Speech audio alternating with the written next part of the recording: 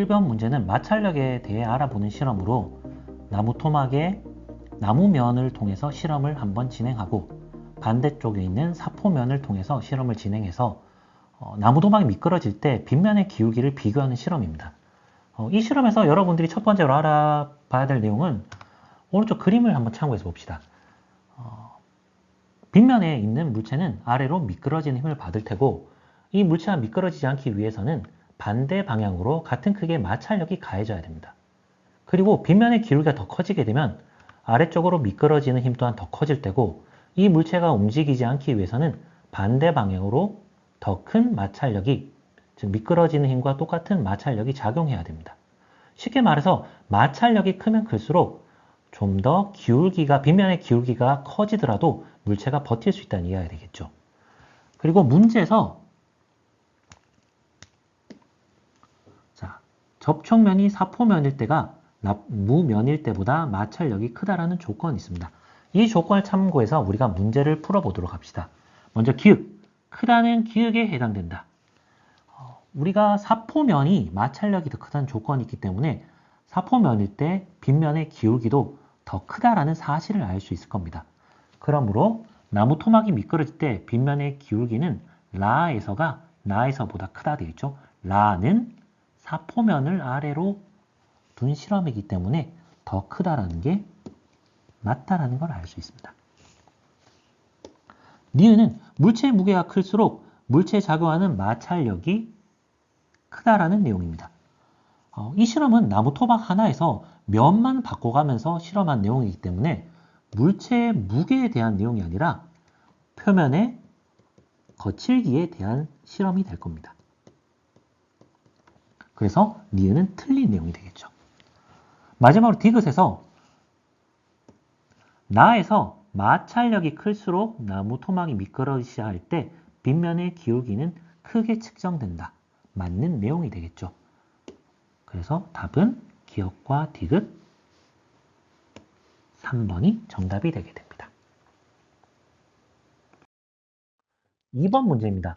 용수철을 상하로 흔들었을 때와 앞뒤로 흔들었을 때 나타나는 파동을 관찰하는 실험입니다. 여러분들이 횡파와 종파를 먼저 구분할 수 있어야 되는데 그림에서 보듯이 위아래로 흔들고 파장은 앞으로 진행할 때 매질이 진동하는 방향과 파동이 진행 방향은 수직입니다. 이런 경우에 우리는 횡파라고 표현을 하게 되겠죠. 오른쪽에 나 같은 경우에는 진동 방향은 앞뒤, 진행 방향은 앞입니다. 이건 우리가 나란하다라고 표현하게 되겠죠. 이 경우는 우리가 종파라고 표현하게 됩니다. 그러면 기역에서 가는 횡파, 나는 종파라고 뒀는데 이 보기는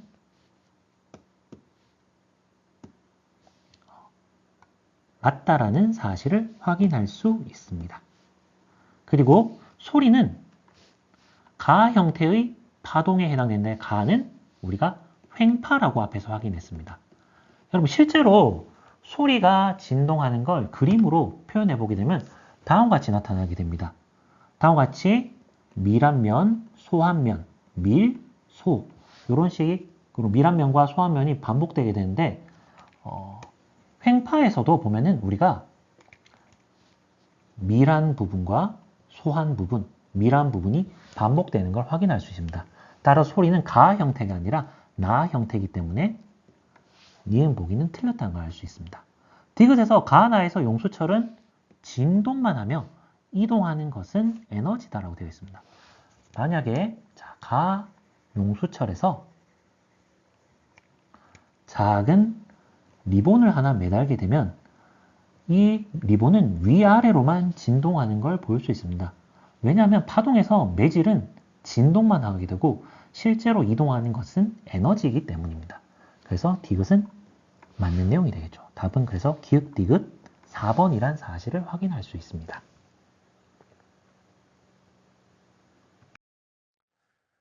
3번 문제는 서로 가까이 놓은 금속구 A, B에 음전하로 대전된 물체를 가까이 했을 때 일어나는 변화를 예측하고 그걸 바탕으로 보기에서 옳은 내용을 골라내는 문제입니다.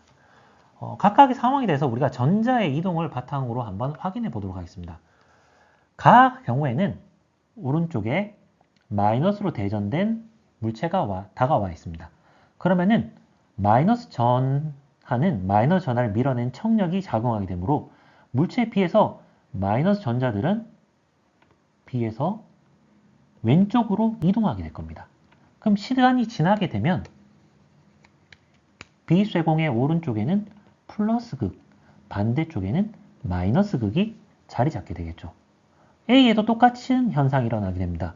B의 왼쪽에 자리 잡은 마이너스 전하로 인해서 A9의 오른쪽에 있는 전자들은 똑같이 왼쪽으로 밀려날 테고, 시간이 지나게 되면 A9의 오른쪽에는 플러스 전하, A9의 왼쪽에는 마이너스 전하로 대전되게 되겠죠.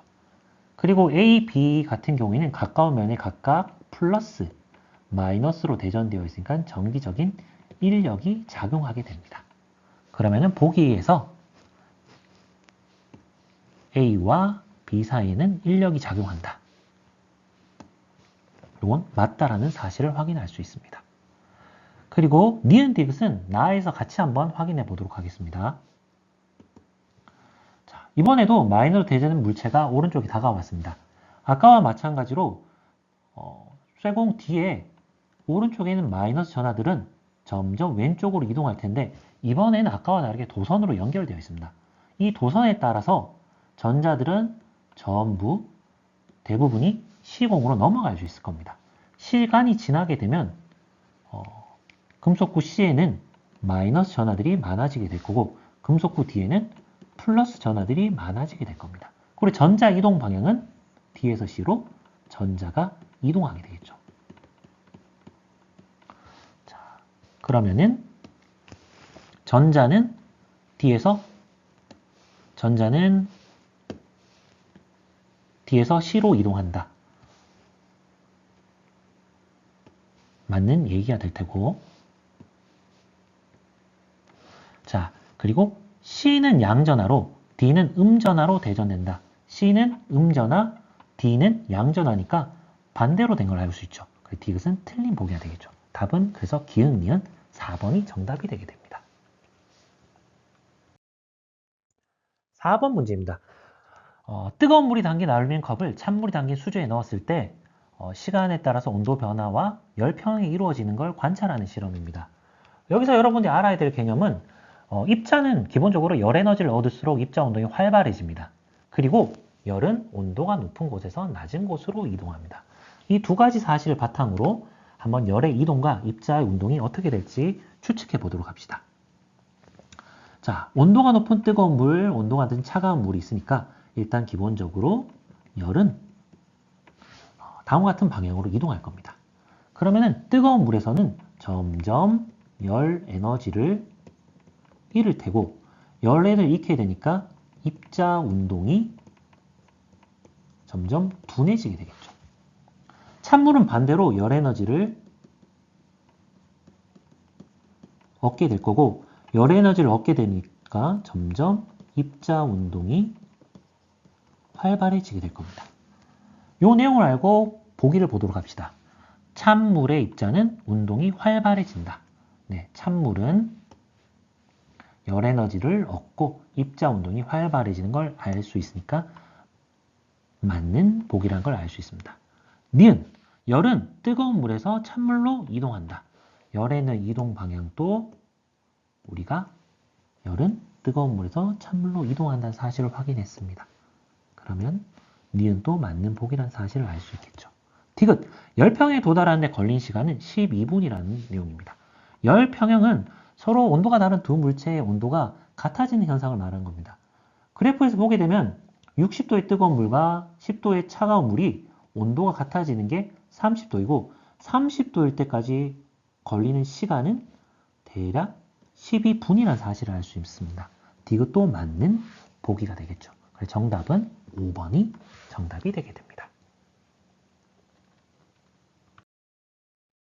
5번 문제입니다. 자유낙하하는 물체의 위치 에너지와 운동 에너지를 측정하고 이 내용을 바탕으로 보기에서 옳은 내용을 고르는 문제입니다.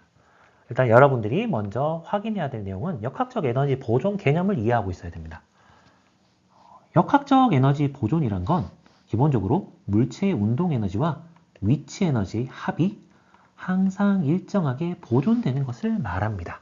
물론 공기의 저항 같은 걸 무시했을 때 일어나는 현상이 되겠죠.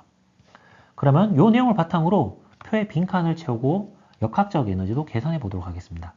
먼저 물체 O에서 위치 에너지가 10, 운동 에너지는 0입니다. 이 두 개의 합이 역학적 에너지니까 10줄이라는 걸 확인할 수 있고, B에서도 위치 에너지 1줄, 운동 에너지 9줄이니까 두 개를 더하면 10줄이라는 걸 알 수 있습니다.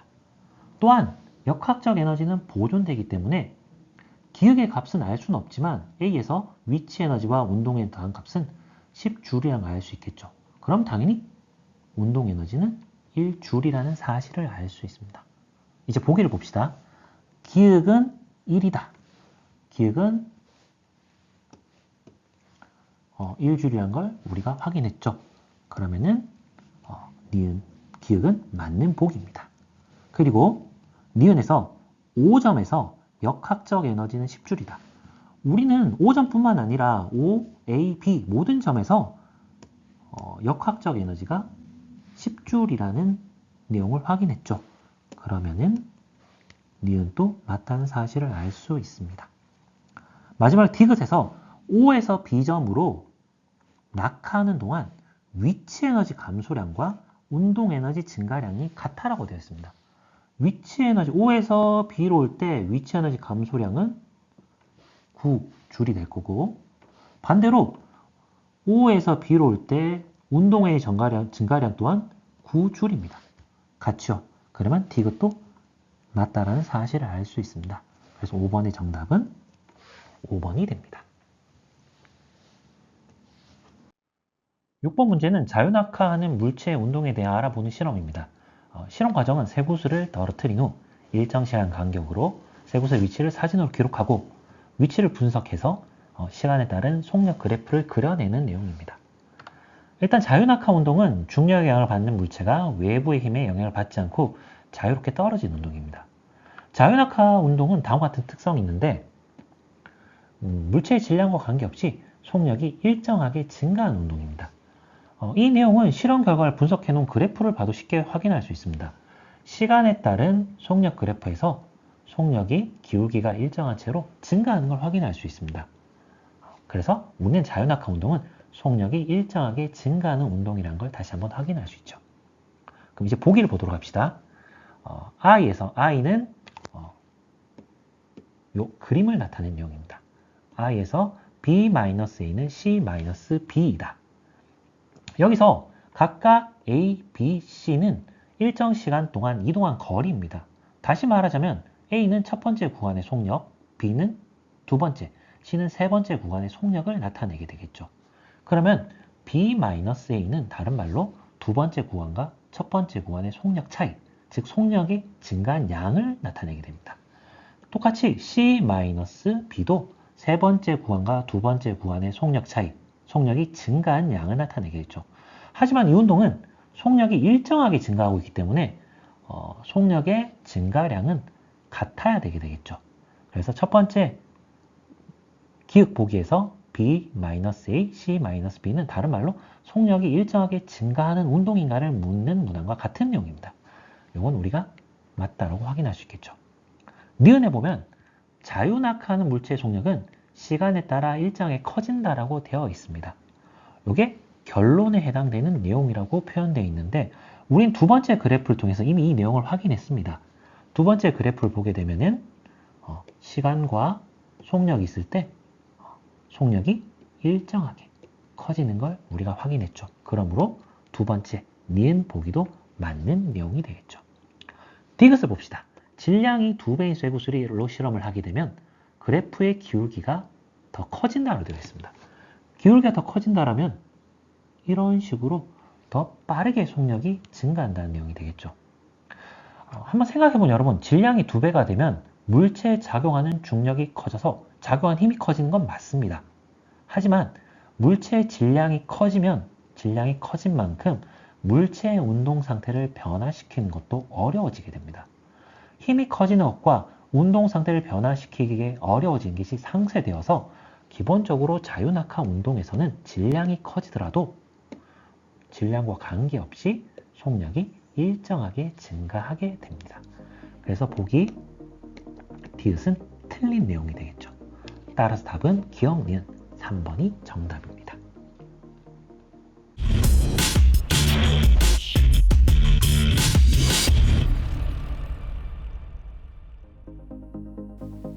안녕하세요. 체크 중 학업 성취 평가 과학 과목 화학 부분 해설을 맡게 된 점촌중학교 교사 김영진입니다. 고등학교 통합과학은 중학교 과학을 기본으로 하기 때문에 이번 시간을 통해서 학습할 수 있는 좋은 시간을 가지셨으면 좋겠습니다. 지금부터 화학 부분 같이 해설해 보도록 하겠습니다. 과학 2의 7번에서 12번 문항입니다. 7번 그림 가에서 나는 물질의 세 가지 상태의 입자 배열을 모형으로 나타낸 것이다. 이에 대한 설명으로 옳은 것만을 보기에서 있는 대로 고른 것은 모형을 살펴보시면 가 같은 경우는 이렇게 모여 있기 때문에 고체인 것을 알 수 있고요. 나는 가장 멀리 떨어져 있기 때문에 기체, 다는 액체가 되겠습니다. 보기 살펴보겠습니다. 기억, 가는 기체 상태이다. 틀렸죠. 고체 상태입니다. 니은, 다에서 나, 액체에서 기체로 변하는 현상은 기화이다. 맞는 보기고요. 그 다음 디귿, 겨울철 유리창에 성해가 생기는 현상은 다에서 가로 변할 때에 해당된다. 성해라는 것은 수증기가 얼어버리는 현상이죠. 얼음이 되는 현상입니다. 그래서 어디서 어디로? 기체에서 고체로 가기 때문에 다가 아니라 나에서 가로 변하는 승화 현상이 되겠죠. 그래서 디귿은 틀린 보기입니다. 그래서 답은 2번 니은이 되겠습니다.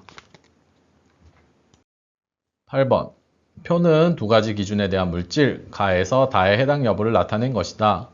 가에서 다는 설탕 수용액, 질산 칼륨 수용액, 염화 나트륨 수용액을 순서 없이 나타낸 것이다. 이에 대한 설명으로 옳은 것만을 보기에서 있는 대로 고른 것은 기억, 기억은 동그라미이다. 지금 보면 설탕, 질산칼륨 수용액, 염화나트륨 수용액이 있습니다. 그래서 지금 전기 전도성이 있는가를 물어본다는 것은 이온으로 되어 있는 물질이냐를 물어보는 거겠죠. 그러면 현재 설탕은 이온으로 안 되어 있고 나머지 질산칼륨과 염화나트륨은 이온으로 되어 있습니다. 그러면 자연스럽게 전기 전도성이 없는 것은 뭐가 되겠죠? 설탕이 될 겁니다. 그러면 나머지 두 물질은 이온으로 되어 있기 때문에 기억은 동그라미가 맞겠죠. 니은, 나는 그래서 설탕 수용액이다 가 되겠죠. 다음 디귿, 다와 질산은 수용액이 반응하여 생성된 앙금은 노란색이다. 지금 질산은하고 만나서 앙금을 만나는 이온은 염화이온입니다. 그래서 염화나트륨 수용액이랑 만나서 어떤 앙금을 만든다? AgCl이라는 염화은 앙금을 만들겠죠. 염화은 앙금은 무슨 색이다? 흰색이다. 그래서 디귿은 틀린 보기입니다. 그래서 답은 1번 기억이 되겠습니다. 9번 표는 물질 가와 나의 특성을 나타낸 것이다. 가와 나는 물과 에탄올을 순서 없이 나타낸 것이다. 이에 대한 설명으로 옳은 것만을 보기에서 있는 대로 고른 것은 단, 가와 나는 서로 잘 섞인다. 물과 에탄올이라고 했습니다. 그러면 기억, 가는 물이다. 지금 밀도가 1이고 끓는 점이 100도씨인 걸 봐서 가는 물, 나는 에탄올인 걸 알 수 있겠죠. 그래서 기억, 가는 물이다. 맞고요. 니은, 가와 나의 혼합물은 밀도를 이용하여 분리할 수 있다. 밀도를 이용하여 분리하려면 서로 잘 섞이지 않아야 층이 생깁니다. 하지만 가와 나는 서로 잘 섞이기 때문에 분리할 수가 없겠죠. 디귿, 가와 나의 혼합물을 가열할 때 가가 먼저 끓어 나온다. 두 가지가 있을 때 끓는 점이 낮은 물질이 먼저 나오겠죠. 낮은 물질이 먼저 끓어 나옵니다. 그러면 끓는 점이 낮은 가가 아니라 나가 되겠죠. 그래서 답은 1번 기억이 되겠습니다. 10번.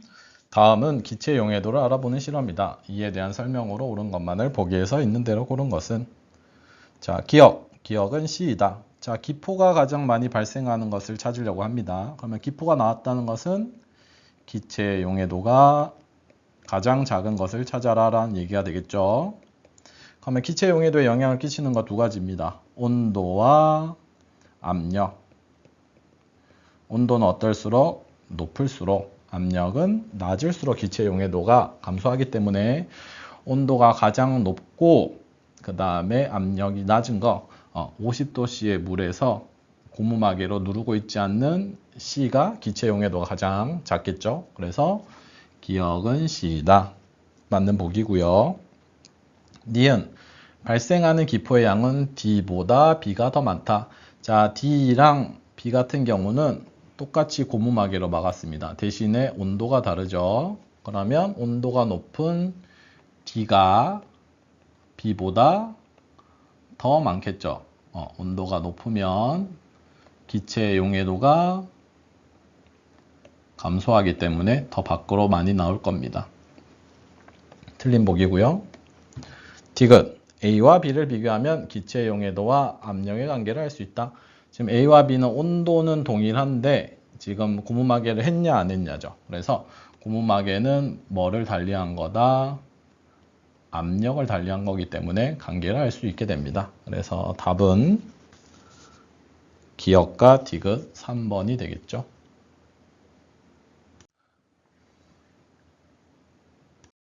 11번. 표는 마그네슘의 질량을 달리하여 일정한 양의 산소와 반응시켰을 때 생성된 산화 마그네슘의 질량과 반응하지 않고 남은 마그네슘의 질량을 나타낸 것이다. 산화 마그네슘을 구성하는 마그네슘과 산소의 질량비를 구해라. 자, 실험 1번 보니까 마그네슘이 4g을 썼는데 산화 마그네슘이 5g이 나왔습니다. 그런데 남은 게 1g이래요. 그러면 마그네슘은 4g 쓴 게 아니라 총 3g을 썼겠죠. 그러면 마그네슘 3g을 썼더니 5g이 나왔다. 그러면 중간에 누가 있다? 산소 2g이 있다는 얘기가 되겠죠. 그 다음 실험 2를 한번 더 보겠습니다. 자, 12g에서 3g 남았는데 그러면 총 사용한 g은 9g이 되겠죠. 9g을 했는데 15g이 나왔다는 것은 산소가 몇 g 반응했다? 6g. 그러면 여기서만 봐도 결국에 마그네슘과 산소는 몇 대 몇으로 반응하냐? 2번 3대 2로 반응하는 것을 알 수 있습니다.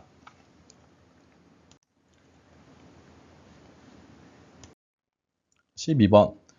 그림은 용기에 기체 A와 B가 반응하여 기체 C가 생성될 때 입자 모형을 나타낸 것이다.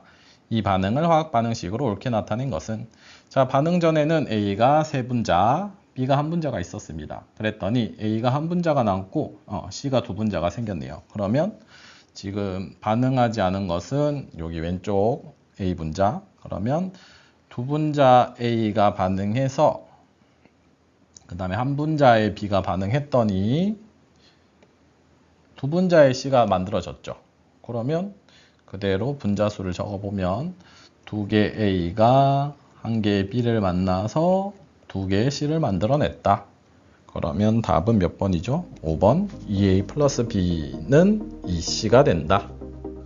네, 이상으로 2의 화학 부분 설명을 마치도록 하겠습니다. 감사합니다.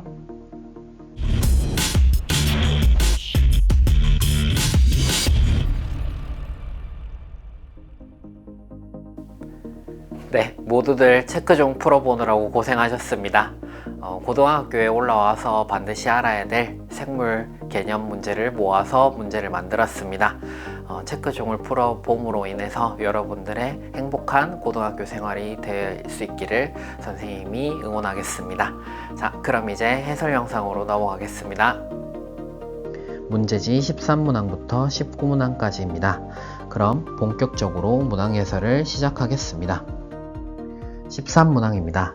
성취 기준은 배설기관의 구조와 기능을 알고 노폐물이 배설되는 과정을 표현할 수 있다입니다. 기역은 물, 니은은 암모니아, 디귿은 간입니다. 기역은 물이다. 맞는 설명입니다. 니은은 요소에 비해 독성이 약하다.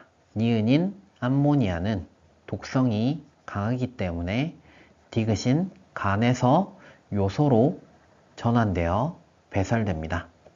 따라서 틀린 설명입니다. 디귿은 쓸개즙을 저장하고 분비한다. 간은 쓸개즙을 생성하는 기관입니다.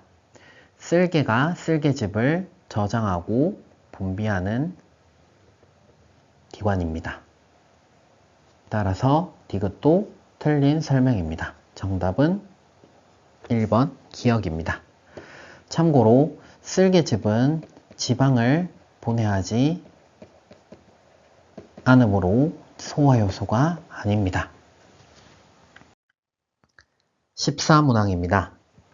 성취기준은 뉴런과 신경계의 구조와 기능을 이해하고 자극에 대한 반응 실험을 통해 자극의 종류에 따라 자극에서 반응이 일어나기까지의 과정을 표현할 수 있다입니다.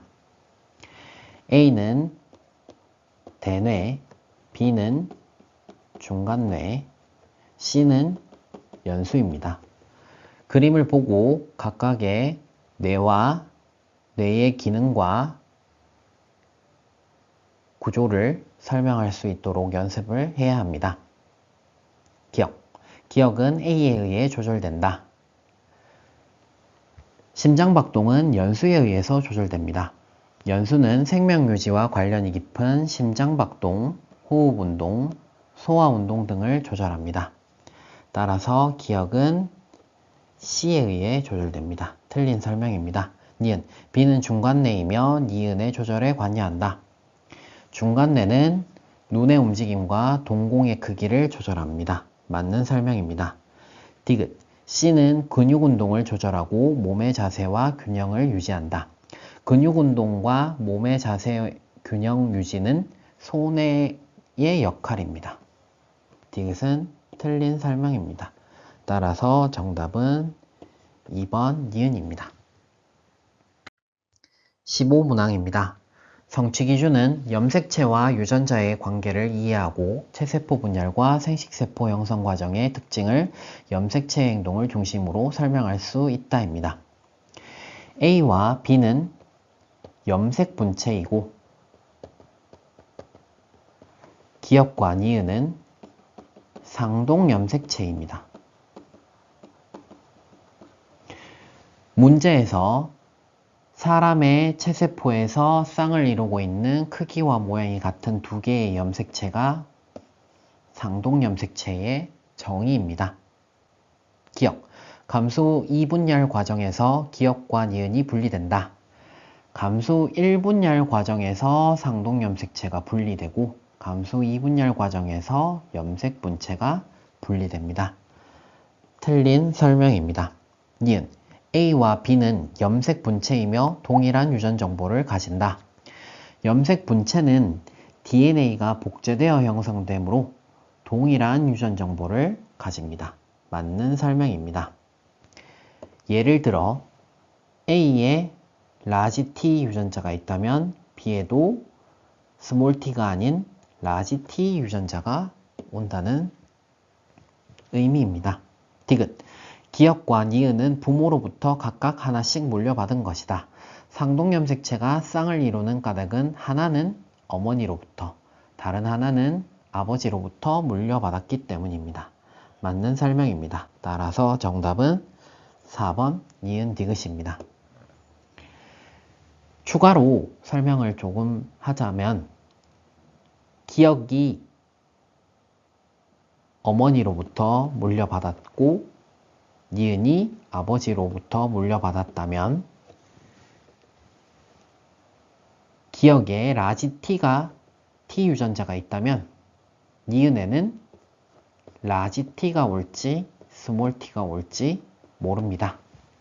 왜냐면 어머니로부터 라지 T를 받았다고 해서 반드시 아버지로부터 라지 T를 받아야 되는 것이 아니기 때문입니다. 마찬가지로 어머니가 라지 T라고 해서 아버지가 반드시 스몰 T여야 한다는 것은 아닙니다. 따라서 어머니와 아버지의 유전자는 같을 수도 있고 다를 수도 있습니다. 16문항입니다. 성취기준은 사람의 유전 형질과 유전 연구 방법을 알고 사람의 유전 현상을 가계도를 이용하여 표현할 수 있다입니다. 가계도는 첫 번째로 우열관계를 결정합니다.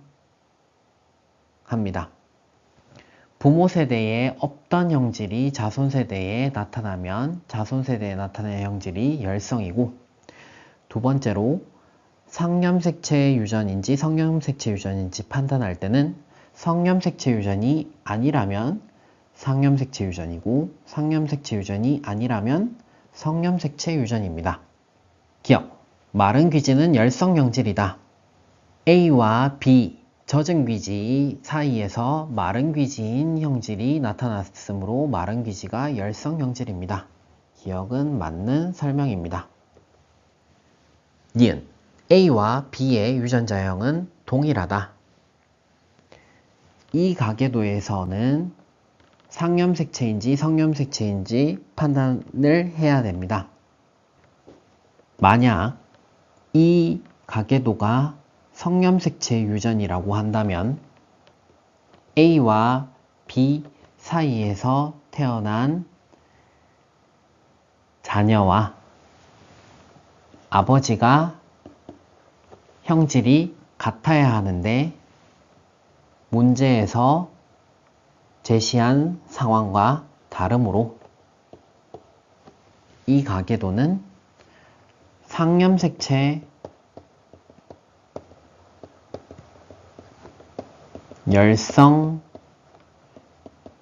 유전이라고 판단할 수 있습니다. 라지 F를 젖은 귀지, 스몰 f를 마른 귀지라고 표현하였을 때 가계도를 다음과 같이 표현할 수 있습니다. A와 B는 반드시 자녀에게 스몰 f 하나씩을 부여해야 하고 젖은 귀지이므로 라지 F, 스몰 f로 동일합니다. 니은도 맞는 설명입니다.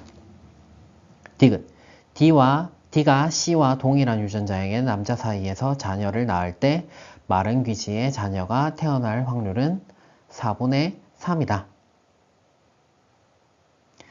D는 라지 F, 스몰 f입니다. 엄마에게서 반드시 스몰 f를 하나 받아야 되고 젖은 귀지이므로 라지 F, 스몰 f입니다.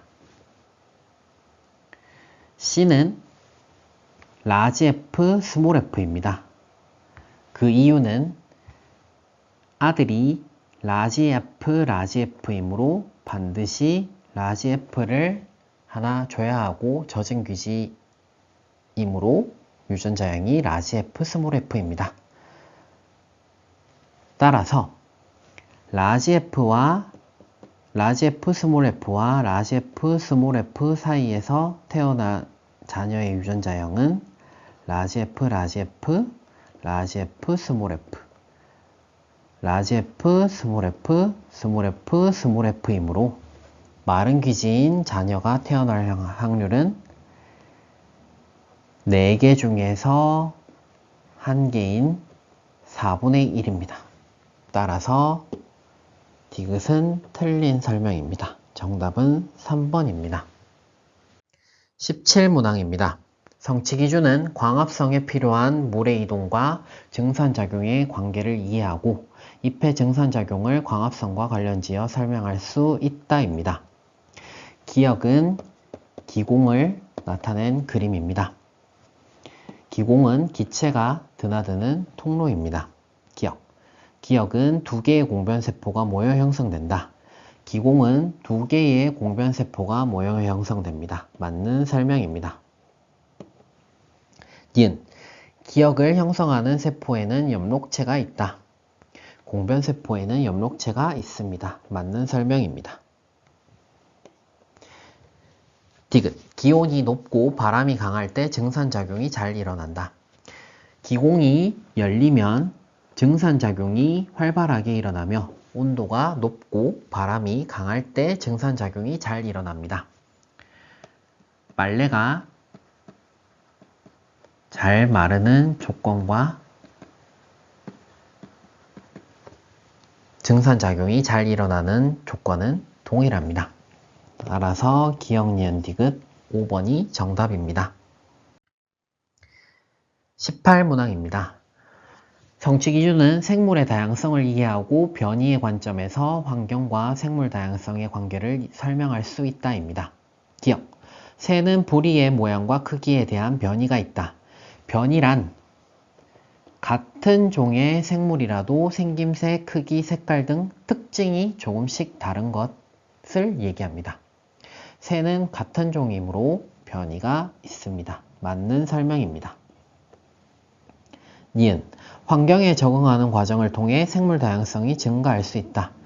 변이와 환경에 적응하는 과정을 통해 생물 다양성이 증가할 수 있습니다. 맞는 설명입니다. 그림에서도 단단한 씨앗이 많은 섬과 그 다음에 작은 곤충이 많은 섬에서 변이와 환경에 적응하는 과정을 통해서 생물의 다양성이 증가한 것을 확인할 수 있습니다. 디귿, 섬 가와나의 환경에 가장 잘 적응한 개체들이 살아남았다. 환경에 가장 잘 적응한 개체들이 살아남아 자손을 남깁니다. 맞는 설명입니다.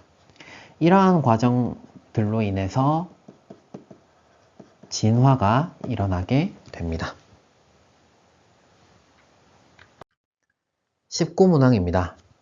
성취기준은 동물이 세포호흡을 통해 에너지를 얻는 과정을 소화, 순환, 호흡, 배설과 관련지어 설명할 수 있다입니다.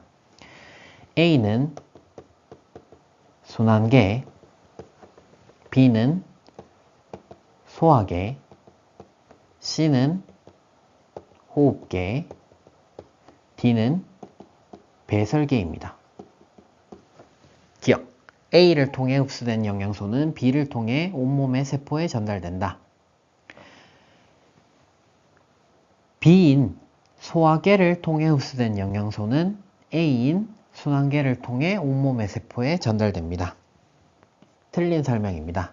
니은, 물은 C와 D를 통해 몸 밖으로 나간다. 물은 C인 호흡계와 D인 배설계를 통해 몸 밖으로 나갑니다. 맞는 설명입니다. 참고로 폐를 통해서 수증기로 나가고 콩팥에서 오줌을 통해서 물은 몸 밖으로 나가게 됩니다. 디귿, 온몸의 세포에서 에너지를 얻기 위해서는 A에서 D가 조화롭게 작용해야 한다. 소화, 순환, 호흡, 배설계의 통합적 작용으로 생명활동이 유지됩니다. 맞는 설명입니다. 따라서 정답은 4번 니은 디귿입니다. 수고하셨습니다.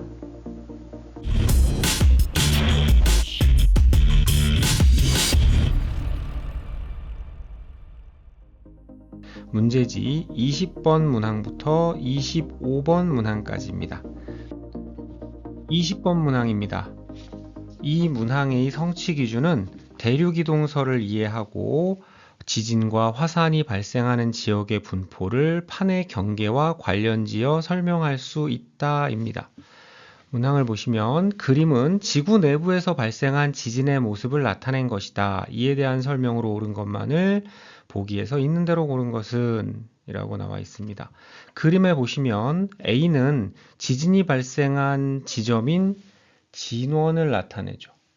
진원에서 바로 위 지표면 지점을 나타내는 곳을 진앙이라고 합니다. 우리가 진원은 땅속 깊은 곳에 있기 때문에 알 수가 없습니다. 그래서 지표면 위치를 표시한 진항으로 많이 표시를 하지요.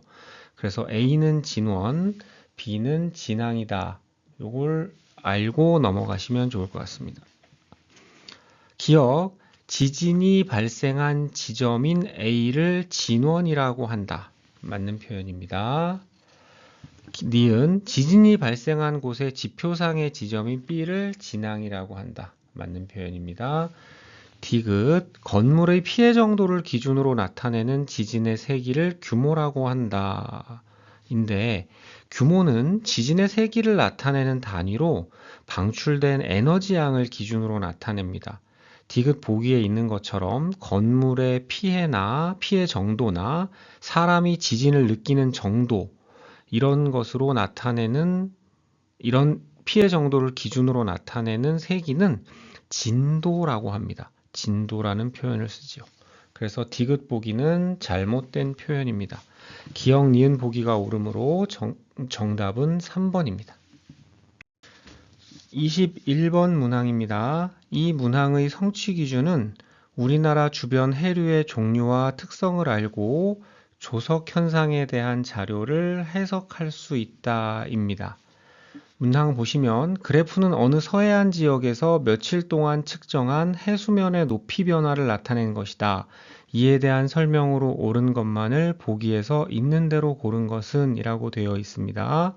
이 문항에서 여러분이 아셔야 될 핵심 개념은 만조, 간조, 조차 등이 있다고 생각됩니다. 만조는 밀물이죠. 바닷물이 육지 쪽으로 가장 많이 밀려와 해수면이 가장 높은 상태, 이런 곳이 지금 만조입니다. 간조는 바닷물이 바다 쪽으로 가장 많이 빠져나가 해수면이 가장 낮은 상태입니다. 이런 곳이죠. 가장 아래쪽입니다. 썰물입니다. 조차는 만조와 간조 때의 해수면 높이 차를 나타냅니다. 그래서 여기서부터 여기까지 요 높이 차가 조차가 되겠죠. 기억 보기 보시면 만조와 간조가 하루에 1회씩 반복된다 라고 했는데, 만조와 간조는 지금 보시다시피 하루 동안 만조 2회, 간조 2회 이런 식으로 나타납니다. 만조와 간조는 하루에 2회씩 일어나므로 잘못된 표현입니다.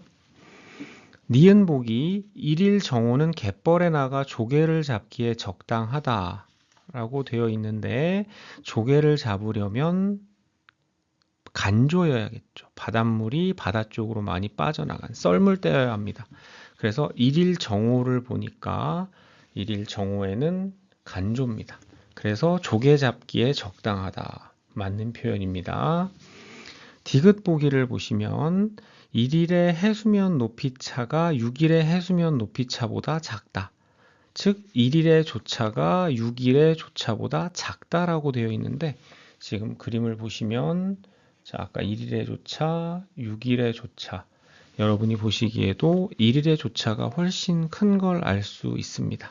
그래서 디귿은 잘못된 표현입니다. 니은 보기만 맞으므로 정답은 2번입니다. 22번 문항입니다. 이 문항의 성취 기준은 기권의 층상 구조를 이해하고 온실효과와 지구온난화를 복사 평형의 관점으로 설명할 수 있다입니다. 문항을 보시면 그린 가는 알루미늄 컵 속 공기의 온도 변화를 알아보기 위한 실험 장치이고, 그래프 나는 실험 결과를 나타내는 것이다. 이에 대한 설명으로 옳은 것만을 보기에서 있는 대로 고른 것은 이렇게 되어 있습니다. 기억 보기 보시면 A 구간에서 흡수하는 복사 에너지 양은 방출하는 복사 에너지 양보다 작다라고 되어 있는데요. A 구간을 보시면 시간에 따라 온도가 점차 올라갑니다. 그래서 A 구간은 흡수하는 복사 에너지가 방출하는 복사 에너지보다 큰 구간입니다. 계속 에너지를 흡수하고 있죠. 그러다 B 구간이 되면 온도가 변하지 않고 일정하게 유지되는데요. B 구간은 흡수하는 복사 에너지와 방출하는 복사 에너지가 같아서 복사 평형이 이루어지는 구간입니다. 따라서 기억은 잘못된 표현입니다.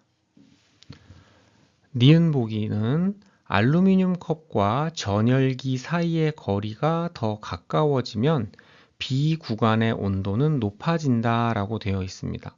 알루미늄 컵과 전열기 사이, 지금 현재는 30cm 정도로 되어 있는데 이 거리가 더 가까워지면 복사평형을 이루는 온도는 더 높아지게 되겠죠. 맞는 표현입니다. 디귿, 알루미늄 컵과 전열기 사이의 거리가 더 멀어지면 복사평형에 도달하는 시간이 30분보다 더 길어진다. 그렇죠? 맞는 표현입니다. 따라서 니은과 디귿 보기가 맞으므로 정답은 4번입니다. 23번 문항입니다. 이 문항의 성취 기준은 지구와 달의 크기를 측정하는 방법을 알고 그 크기를 구할 수 있다입니다. 문항을 보시면 그림은 달의 크기를 측정하기 위해 동전을 앞뒤로 움직여 달이 정확히 가려지도록 하는 과정을 나타낸 것이다. 이렇게 되어 있습니다. 이에 대한 설명으로 옳은 것만을 보기에서 있는 대로 고른 것은, 자, 이 문항에서는 삼각형의 닮은비를 아셔야 하죠. 그래서 요 삼각형과 요 삼각형, 요 두 삼각형의 닮은비를 알고 라지 L 대 스몰 L은 라지 D 대 스몰 D의 비례식이 성립함을 아셔야 합니다. 그래서 기억에 달의 지름을 구하는 식은 라지 D는 스몰 d 곱하기 스몰 L분의 라지 L이다. 이 식은 지금 선생님이 설명한 요 비례식을 정리하면 요 식을 유도할 수 있습니다. 그래서 기억 보기는 맞는 표현입니다. 니은 보기는 삼각형의 닮은비를 이용하여 달의 지름을 구할 수 있다. 그렇죠? 여기에 라지 D가 달의 지름입니다. 저 식이 나온 이유가 삼각형의 닮은비를 이용하여야 된다는 거 잘 기억을 하시고요. 디귿은 같은 동전일 경우 눈과 동전 사이의 거리가 가까울수록 A의 크기는 커진다. 요 A는 우리가 시지름이라고 합니다. 시지름, 시직경이라고 하는데 같은 동전일 경우에 동전이 눈과 가까울수록 얘가 여기에 이렇게 오게 되면 다시 한번 그려보겠습니다. 자, 동전이 같은 크기의 동전이 이렇게 앞으로 오게 되면 시지름이 커지는 걸 알 수가 있겠죠. 그래서 같은 동전일 경우 눈과의 거리가 가까울수록 커지고 멀어질수록 작아집니다. 그래서 디귿 보기도 맞는 표현입니다. 기억, 니은, 디귿 모두 맞으므로 정답은 5번입니다.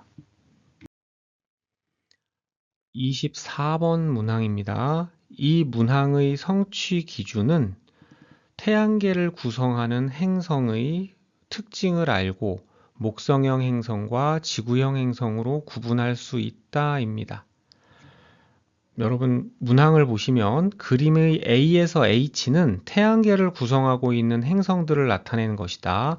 이에 대한 설명으로 옳은 것만을 보기에서 있는 대로 고른 것은, 단 그림에서는 행성들의 크기 및 특징 등은 표현되어 있지 않다라고 표현이 되어 있습니다. 다 아시겠죠? A부터 H까지 수금지화, 목토천해, 그렇죠? 수성부터 해왕성까지입니다. 이 중에 여기까지가 지구형 행성, 여기가 목성형 행성이 되겠지요. 기억 보기 보시면 A에는 대기와 물이 존재한다. A는 수성인데 수성은 태양과 가장 가깝기 때문에 온도가 높습니다. 매우 온도가 높아 대기와 물이 존재할 수가 없습니다. 잘못된 표현이죠. 니은 보기 A에서 D는 목성형 행성이고 E에서 H는 지구형 행성이다. 반대로 바뀌었습니다. A에서 D가 지구형, E에서 H가 목성형 행성입니다. 디귿 보기는 E는 태양계에서 가장 큰 행성으로 붉은 점과 가로줄 무늬가 있다. 맞습니다. E는 목성으로 태양계에서 가장 큰 행성이고 붉은 점, 대적점이라고 하는 커다란 붉은 점과 가로줄 무늬가 특징입니다. 그래서 디귿만 맞습니다. 정답은 2번입니다. 마지막 25번 문항입니다. 이 문항의 성취 기준은 별의 거리를 구하는 방법을 알고 별의 표면 온도를 색으로 비교할 수 있다입니다. 이 문항을 보시면 그림은 별 X와 Y의 연주 시차를 나타내는 것이다. 이에 대한 설명으로 옳은 것만을 보기에서 있는 대로 고른 것은 단 별 X와 Y의 절대 등급은 2이다 라고 되어 있습니다. 이 문항에서 여러분이 꼭 아셔야 될 개념은 별의 거리를 파색 단위로 나타낼 때 연주 시차분의 1로 우리가 별의 거리를 구할 수 있다. 단 여기서 연주 시차의 단위는 초로 나타내져 있어야 합니다. 그래서 별의 거리는 연주 시차분의 1. 이걸 꼭 아셔야 될 것 같습니다. 그래서 지구로부터, 즉 태양계로부터 멀리 있는 별일수록 점점 연주 시차가 작아지고 있죠. 기억 보기를 보시면 별 Y의 겉보기 등급은 2다 라고 되어 있습니다. 자, 별 Y의 거리를 구해보면 지금 별 Y까지의 거리는 0.1초분의 1, 연주시차분의 1이므로 0.1초분의 1이 됩니다. 그래서 얘는 10이 되죠. 단위는 파색. 그래서 별 Y까지의 거리가 10파색이고 여러분 10파색은 절대 등급과 겉보기 등급이 같은 거리죠. 그래서 겉보기 등급과 절대 등급이 같으므로 문제에서 별 Y의 절대 등급은 2라고 했으니까 별 Y의 겉보기 등급도 2등급입니다. 그래서 맞는 표현입니다. 니은 별 X까지의 거리는 10파색이다 라고 했는데 별 X의 거리는 1분의 1, 즉 1파색이 되죠. 잘못된 표현입니다. 디귿 별의 연주시차가 작을수록 지구와의 거리가 가깝다. 반대로 별의 연주시차가 클수록 지구와의 거리가 가깝습니다. 그래서 잘못된 표현입니다. 기억 보기만 맞으므로 정답은 1번입니다. 지금까지 과학 과목 2회 문제지의 문항 해설이었습니다.